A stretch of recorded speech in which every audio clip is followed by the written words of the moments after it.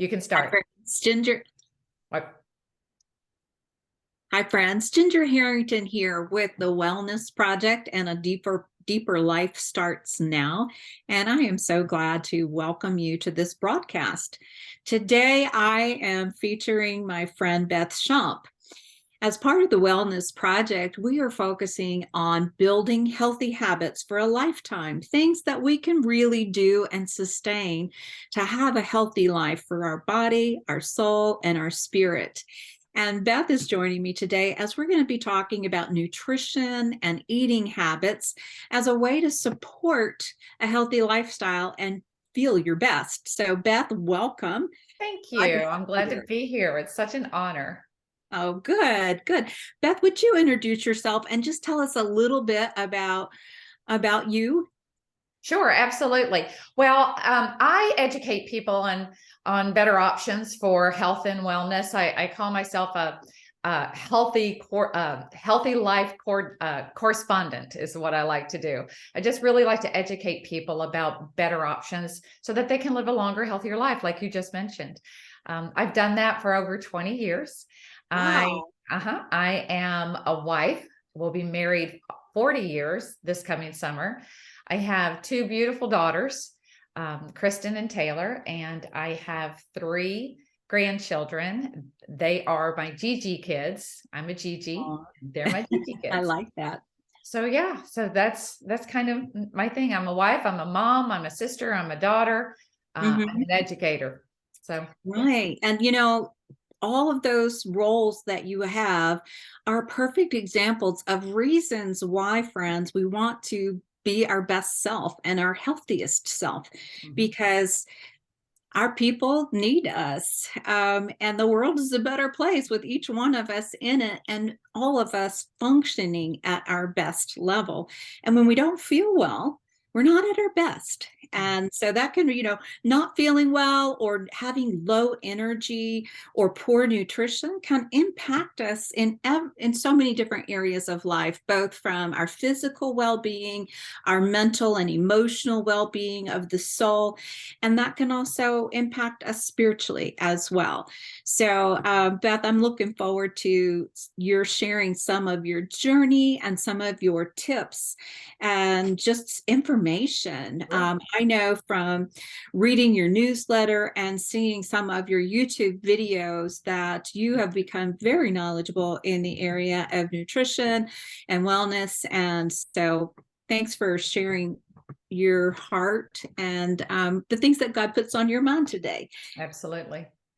So, I think that's a really good point. I feel that this is very God led. I just feel like He has really been taking me down this path, really unbeknownst to me in the very beginning, and mhm. then more recently, it's been very apparent. Oh, this is why I am here. So yeah, I know exactly what you're talking about. Right. And I think for a lot of us who are educators and content creators, speakers, teachers, there comes a point in your pursuit of excellence in your field where you really do have a sense of calling. Mhm. And God, God doesn't waste anything, and He Sure. does use our journeys and our struggles. Oftentimes our areas of expertise come out of struggles we've experienced Mhm. because we've needed to solve a problem or strengthen a weakness. And in that process, we learn so much. Mhm. So, talking about that, Beth, can you share with us maybe one or two things from your wellness journey that sparked this interest and passion for health Mhm. and wellness? Someone asked me that question just the other day, and what I thought was the beginning of that journey actually went further back than I had realized. When I was a young teenager, I was actually 12, 13. I did babysitting, which was what we did when we were young. You don't see a lot of that today. But I babysat different people's children. And there was a young family in my small town where they had two daughters, a 4-year-old and an 18-month-old. And the 18-month-old was diagnosed with leukemia. Oh, And so I was the only babysitter that they trusted to leave outside of family mhm. they entrusted their children with. And I remember, I would go babysit. I would keep the 4-year-old on weekends for a weekend. I didn't even drive, but I would keep her for the weekend while they would take Christina to St. Jude's. And then I Mhm. remember, coming, and they would say, all right, well, we're going to go out for the evening, and Christina's already in bed. But if she wakes up, you have to hold her this way with a bottle, because you don't want this to happen. And if she has blood in the crib, that means, because she doesn't have a lot of platelets, you need to call us. And when you're 12 and 13, that's a lot to put on you. Yes, But absolutely. it does shape you. And it was just like, I did that. And then my dad, this was pretty impactful. My dad had his first heart attack when I was 16. He was 44. Mm. And he was out of state. He was an executive, and my mom flew out of state to take care of him. And that left me in charge of my two younger sisters and my grandmother. So I Mm. had to do the grocery shopping. I had to do the carpooling. I had to do all those things at 16 years old. Um, so that kind of impacts you a little bit. He ended up having uh, fighting heart disease for 24 years. Mm. And so during all that time, that really did shape me. That made an impact on me, on the importance of good health. Because he had heart disease. One, there were certain characteristics that were inherited and passed down to him, but the other were bad choices. Bad choices in terms of smoking, bad choices definitely in terms of food. Of course, back in the 70s and the 80s, we didn't know then with nutrition what we know now. Mhm. And so, yeah, all those things have really shaped me a lot. My youngest daughter, when she was 2, she was diagnosed with asthma. Mhm. And back then, I felt like asthma was a bit of a stigma, and I was really concerned, like, oh my goodness, the thought of being an asthmatic was going to be an issue, whether it be in regards to labeling it from an insurance perspective or her limitations. So I really pressed the pediatricians for more information, because back then we didn't have the internet, we didn't have Google, we didn't have those Back in the resources. day. And so quite honestly, I was in a bit of denial that she was diagnosed with it. And what he taught me, it really made a lot of sense. He said, when you're dealing with asthma, allergies, which I have, Mhm. and eczema, which I have, they all fall under the same autoimmune umbrella. So if one person has, like, because I have allergies and eczema, that meant my children had a greater propensity for not just those two things, but asthma as well. And Mhm. so when you know that God has created you in we have strengths and we have weaknesses, then you have the choice to either go into denial, which is what I wanted to do, or it's like, okay, now we need to address this. We're going to fight this. These are the cards we've been dealt with, and this is what we're going to do with it. So those are things that happened in my younger life that I believe God was really grooming me, lighting this little fire in me, that to not take things lying down, that we have a responsibility to take care of our bodies, this body that God gave us, this life that God gave us. We have a responsibility to take the best of care with it. And so it's been, this just progression. So yeah, so that's kind of what evolved with all of that for me. Right. And, it's so important that we take responsibility for our health. And in today's world, it's very easy to find someone or something to blame and to pass off responsibility. But that at the end of the day, there's no point in doing that, because no one else can take care of you but you. No That's right. one else can attend to your health but you. No Mhm, one else can attend to a healthy mindset. mhm. No one else can attend to your spiritual health or your physical health but you. We That's can, true. yeah, we can encourage and support each other. And that's important and valuable. But no one but you can take care of these things. And that's what I call being a good steward of the life that God's given us. That's And so, anyway, Well, thanks. and this is the other thing that has happened to me that I've learned, is that you can do all the right activities. and yet still not always get the result or get some surprise, so still some surprises. So back in 2006, I believe, I was diagnosed with rheumatoid arthritis. Mm-hmm. And rheumatoid arthritis, of course, is, it's the debilitating type of arthritis. And what I learned about that disease is if you don't get in front of it, and after it attacks all your joints, it goes after your organs. You can die from it. It can be a terminal disease. And so, again, I didn't know what I didn't know. And so, I've trusted my doctors because I didn't know any other, aspect at that point, followed their, recommendations, but I chose to do my own research on the impact that nutrition has on RA, and started to make some adjustments with that. I'm human. I knew the importance of the right supplementation, had really great resources at my fingertips. But truth be told, I was kind of lazy in my own personal habits. I really wasn't as diligent as I should have been. When they wanted to put me on methotrexate, they did put me on methotrexate. Methotrexate is actually a chemo drug. And it has horrible side effects. I fought them for the longest time. But the bottom line is I realized, okay, I have to get on this, but I'm serious. It was a wake-up call for me. And so I really doubled down on my nutrition, and it took me a couple of years, but I was able to get off that medication. I was able to to get in remission. I've been in remission for several years. I was even just recently, I was able to prove to our life insurance company that I'm in remission, that I was able to get them to lower my life insurance premium by $2,500 a year. Because, when you have an autoimmune disease, and if that comes out on your insurance, you get table rated and the rates go up, and that gets very expensive. And so there are a lot of things that we can do that makes a big difference. But, even though we know these things, sometimes things, we're human. My husband 20 months ago was diagnosed with stage 2 pancreatic cancer. And very similar situation. He had gotten very lax in his diet. He wasn't taking his supplements regularly. He was doing the cooking for us, and he wasn't fixing fruits and fixing vegetables. I've always eaten fruit, but he wasn't fixing vegetables with our meal. One of the worst things he was doing is he was eating ice cream every single solitary day.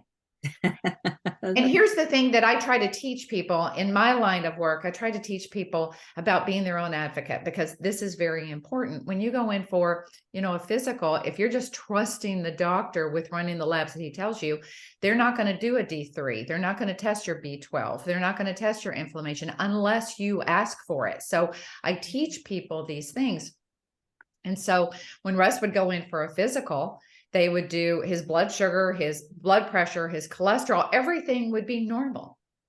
And so there's this thought of, well, see, I can handle ice cream every day. My weight is fine, all these other things. Well, no, sugar is one of the refined sugar is one of the worst things you can have. And so anyway, he was diagnosed with stage 2 pancreatic cancer, and we had surgery. We were very, very blessed that, number one, we even found it in the first place. Number two, that when we had the surgery, they got it, and it was all contained. It had not spread at all. But they told us, the doctors told us, that there was a 70% chance it would recur within 5 years. And I looked at the doctor and I said, well, then my husband's going to be in the 30%, because somebody has to be there. And he and I strongly disagree with nutrition, strongly disagree, but I don't care. I know what I know. I started at that point doing this deep dive into nutrition from a cancer perspective, because that was totally out of my wheelhouse. And so we really doubled down with Russ. And so, whereas he was diagnosed 20 months ago, well, we did a little chemo. We stopped the chemo because that wasn't working at all. We did it for that long. But he was diagnosed 20 months ago. He's been in remission for 16 of those 20 months. Oh, good. Nutrition has played such a big role. I'm not here to tell you that he's cured any more than I'm cured from RA, but I will say I've learned that so many diseases are not necessarily diseases that we should treat, as opposed to an illness that we should focus on trying to heal, with nutrition being one of those resources. Yeah. And so it's about taking those matters into your own hands, with being respectful to the doctors and all of that as well. So learning that you have a say-so, and you have that responsibility to do your due diligence, make the right choices, and do your own research, or talk to the right people. Right. Well, I find it so interesting that you're talking, we're talking about health and wellness, but we're all going to experience times in our lives where illness does impact us, and realizing that what we feed our bodies with can really support improvement, management, healing, all of those, varying degrees in nutrition matters. Yes. And, it's, I know in school, we learned a little bit about nutrition and things like that, but there's so much more to know. And we're not going to do a deep dive into nutrition. But my goal today is just to talk about some easy, practical things that we can build into healthy habits in our life to help us in this process of trying to do the best that we can with eating habits for a lifetime. Right. And Absolutely. so, Yeah. And it has to be easy, attainable, sustainable steps, so that we really can do those things. This would be like a word picture that I would really, I've got some tips for you, some simple tips, but a good little word picture to kind of get us started with that is, think of your body, think of your brain. It's this car. It operates 24/7. We might sleep, but the brain still functions, the body still functions. And what we put in that car is going to impact how well the car performs. If you have a very expensive premium car and you put bad quality gas in it, you're going to create damage to the car. And the same thing with our bodies. If we put refined sugar, if we put processed foods into our body, that is not going to help our body function. And that does impact our mind. It impacts our body. It affects our spirit. So here's a little tip that I like to give people. I have 3 tips. One, these are very simple tips. Yeah. One, start the day with protein every day, a little bit of protein. For me, it's a hard-boiled egg. I really love English muffins with a little bit of butter and a little bit of jelly. I love them, but it's not good for me. And so a while back, I decided, no, I need to start my day with protein. So every day I start with a hard-boiled egg. And then I have a banana, because I need potassium, because I'm going to be out on the tennis courts. I play tennis just about every single solitary day. And so starting that day with protein is so important. And we really need to strive for about 45 grams of protein a day. And as we get older, it really needs to be more like 60 grams of protein a day, because as we get older, we lose our muscle mass. My mother, she's 91 years old now, almost 91. And she's in a long-term care facility. And she, for the last year, 23 of the 24 hours, she has chosen not to get out of bed. And a few weeks ago, the only time she gets out of bed is to either go to her desk and eat, or to go to the bathroom. And she was getting in the middle of the night, and she went to the bathroom, which she does every night, and she fell. She didn't fall because of a break in her hip or anything like that. I believe she fell because I believe she has sarcopenia, sarcopenia.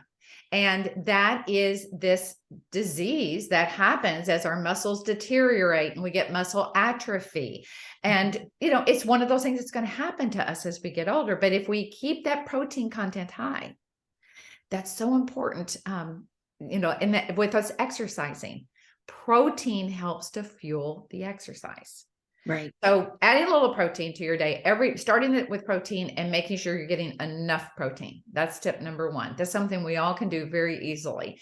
Tip number 2, fill your diet with lean meats, fruits, vegetables, and the good fats. And by good fats, I mean omega-3s. And that's really important when you're having a diet that's filled with processed foods. You're lacking the essential nutrients, the essential vitamins that your body requires, that your brain requires to function. There, we talked about mind, body, and spirit. There's research that suggests that if you don't get the essential nutrients, and they don't call essential is not my word. Essential is the scientific word. It's essential because it's essential. Essential nutrients, that it can create a mood disorder, or it could enhance a mood disorder. That's what the power of nutrition has on our brain. And there are people that will say, well, I make good food choices. I eat well. Well, that's great. I do too. But the nutrients are the essential nutrients and minerals. They've been missing from the soil for decades. The farming industry, if you think about it, years ago when we were little girls, the farming industry, farmers rotated crops. They rotated crops so the nutrients could replenish in various ways.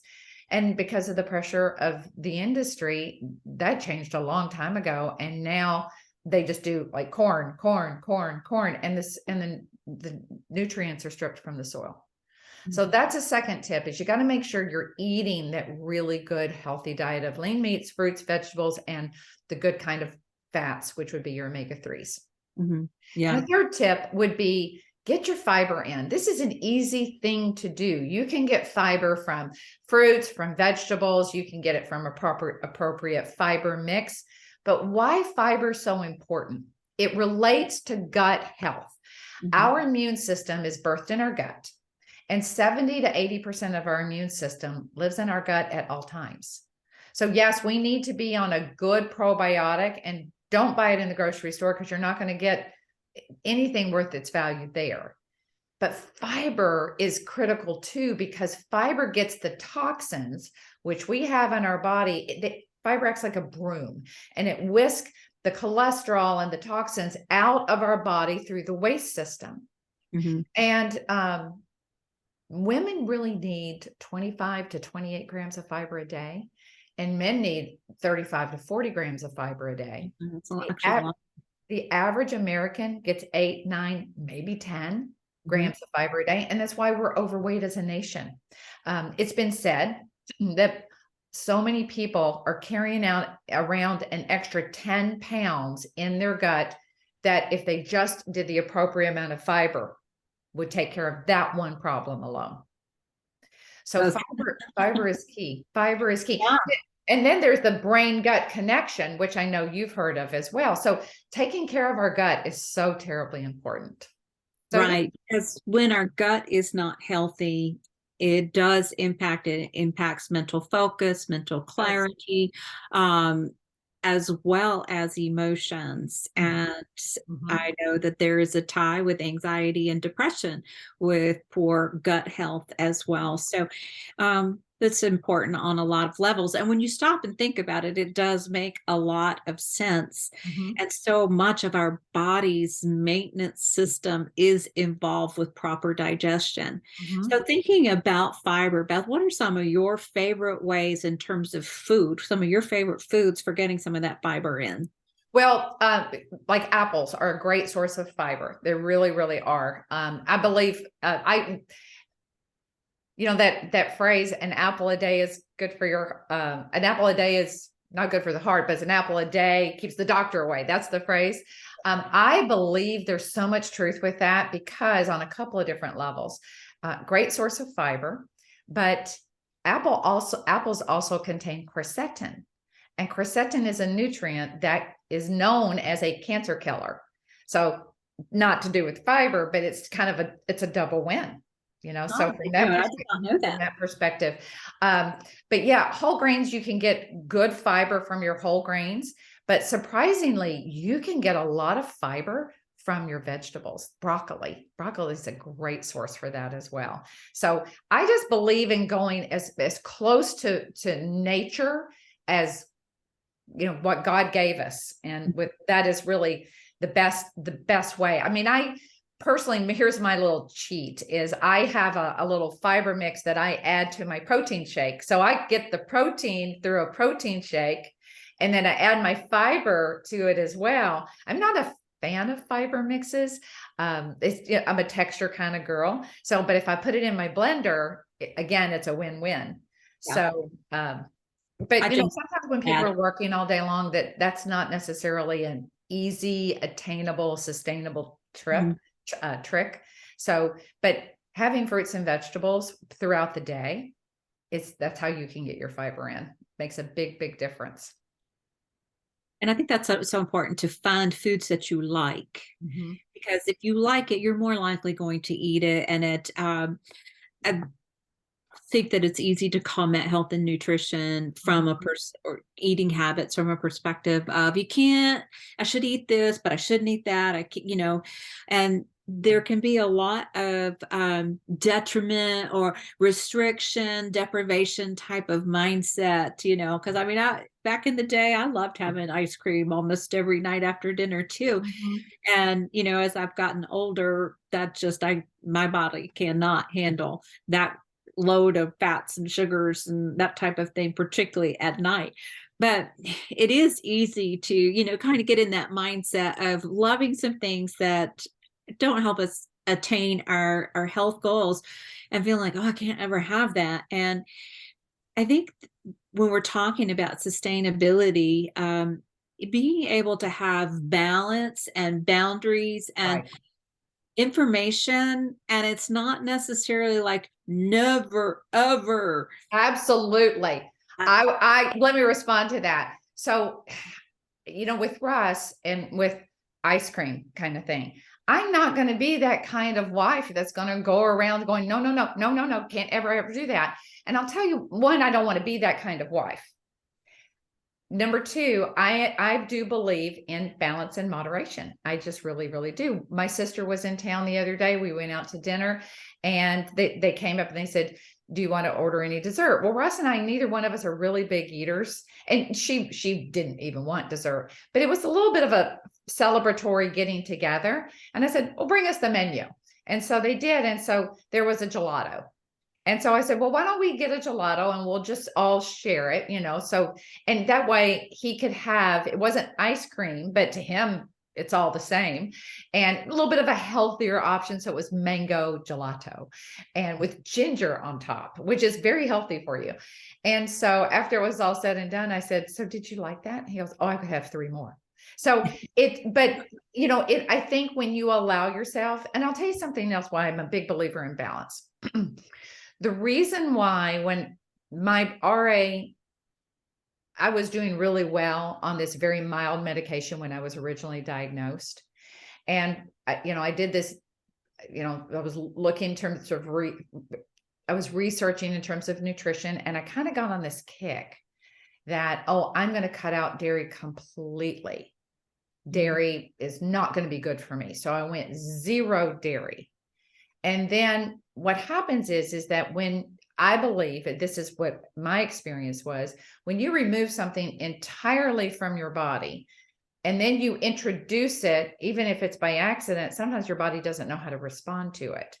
And what happened in my case is I started, I think, drinking lattes or something and putting half and half in it instead of soy milk or coconut milk or almond milk.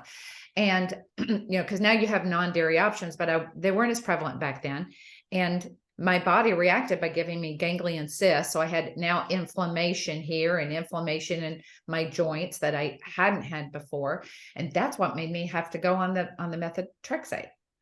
And so it's because I'd taken that pendulum swing and I'd gone from here, and then there were some other reasons why I won't get into it, but from here I went to here and my body reacted that way. So I think physically, if we don't have balance, our body is going to tell us that's not good. Emotionally and mentally, if we deny ourselves all the time, then we could create this obsession with it, which isn't healthy. And so it's a matter of having that proper balance. And allow yourself a little bit. I think if you make the right 90% of the time, if you're making the really good, right decisions, then you allow yourself that room for error, and life is a lot more enjoyable. Right. I think that's what God wants us to do, is have a happy life. Yes. And I think that that is where healthy habits, finding these ways of incorporating simple habits to incorporate health and wellness into our life in multiple areas, but particularly in what we're eating, really helps us get so much farther down the path with a lot less mental effort and sometimes emotional strife, because it becomes normal Right. to choose the apple. It becomes normal to think about how much fiber we're including in our diet.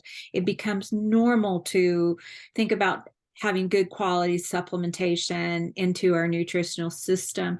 And the less we have to think about it, the more it's going to happen. Right. Right. And so being also able to attend to some of those smaller habits that support the bigger habits is super important. So thinking about that, are there any things that in your life you do to set yourself up and your family up for success in, having that 90% of healthy choices? And then when you're having something that maybe isn't super, super healthy, it's something that you chose and you've got room for because you have, in general, a healthy eating lifestyle. Right.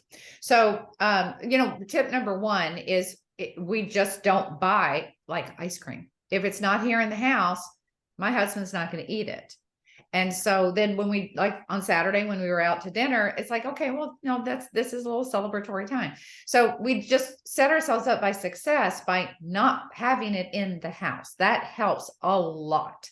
And now for us, or for Russ, that's ice cream. For other people, that's processed food. I was working with one of my clients the other day, and she reached out to me because her husband has had a certain type of cancer that they've been battling off and on for several years.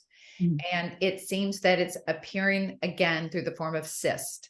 And I was listening to her story, and I said, it sounds like to me that you all, over the last few years, you've been addressing the symptoms, but you haven't been addressing the root cause.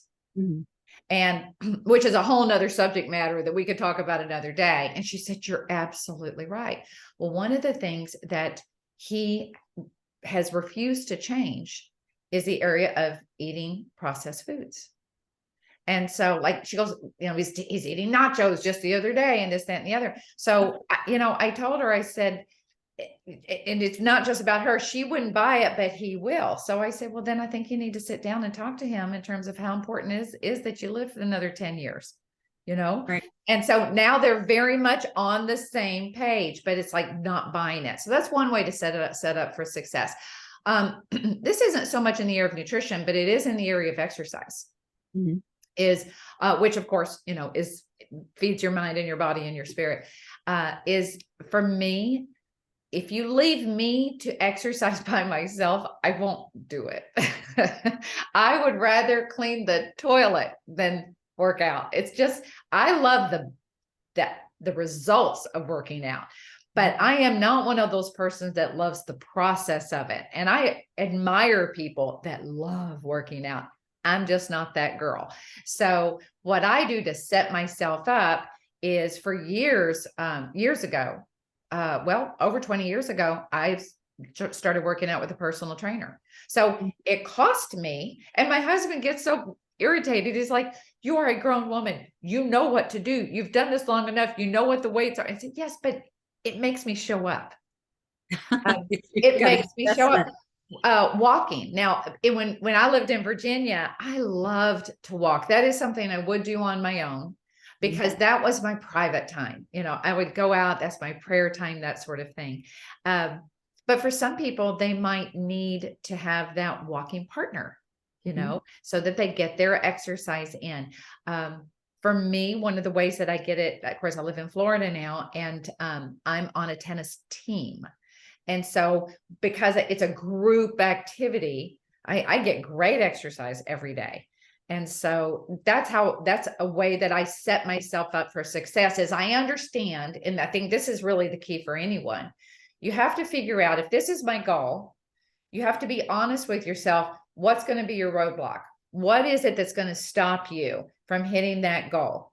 And, whether it's breaking a habit like smoking, or whether it's a matter of breaking the habit of processed foods, it's like, you have to recognize this is the problem.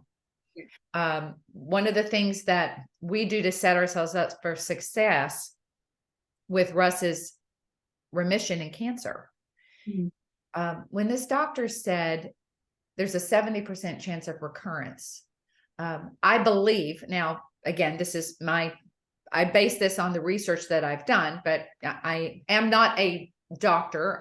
So I have to qualify all of that. But it has been my experience in the research that I've done, when you see cancer recur, it is because they address this, the symptom, but they didn't change their habits. They didn't change their lifestyle. So in my husband's case, setting him up for success, I, set out his vitamins every week. We've got 7 days that are all planned out for him. He's got it. And I keep an eye on it for him, because I am his accountability partner. Right. Just like I have the personal trainer for me, he needs me for that success. And one of the things that we started doing from the very beginning is I started juicing. And so, and I'm a big, big, big proponent of that. I can't tell you how much I love it.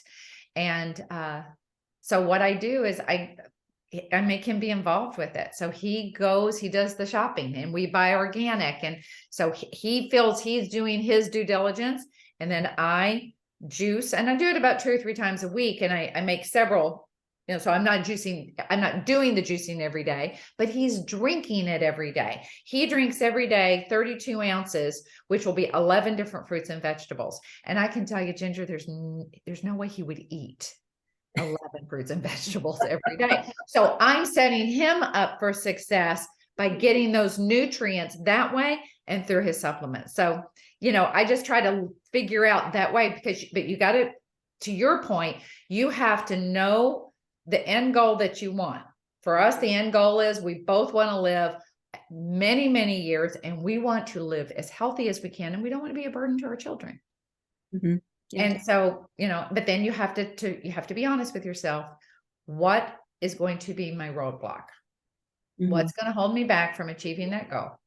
And if you can identify what the roadblock is, then be creative and see what you can do to work around it. Oh, those are great tips. And Beth, you're very inspiring, I'm sure, to a lot of people watching. And I know that you're inspiring to me. And so thank you so much, Beth Schomp, for joining us today. And, for folks who are interested in participating with the Wellness Project, it's simply an email series, 1 focus a week, an informational email with some downloadable journal pages, with the goal of setting 1 healthy habit in a specific area each week. And hopefully you'll discover things that you're able to sustain over time. And so it includes your body, your soul, and your spirit, mind, emotions, stress level, prayer, Bible reading, in addition to hydration, nutrition, sleep patterns, and movement. So anyway, that's just one of the things that I'm doing at gingerharrington.com this year in 2023. And it's been a lot of fun. It's getting a great response because it is important. I write a lot about spiritual health and mental and emotional health, particularly in terms of how our faith impacts how we're doing in life. But this is the first time that I'm bringing the health piece, the physical health piece into it. And it's just so much fun to dig into some of these topics and to interview interesting and knowledgeable people. So thank you, Beth, for joining me. Friends, thank you for joining us and you can connect with me on my website. I'll have links and additional information along with key points in the description of the video. So Beth, thanks for joining us today. And friends, I hope that you stay healthy and well. Bye for now. Okay, perfect. Let me stop the recording. Let's see here. Very nice work. Thank you. All right. We want to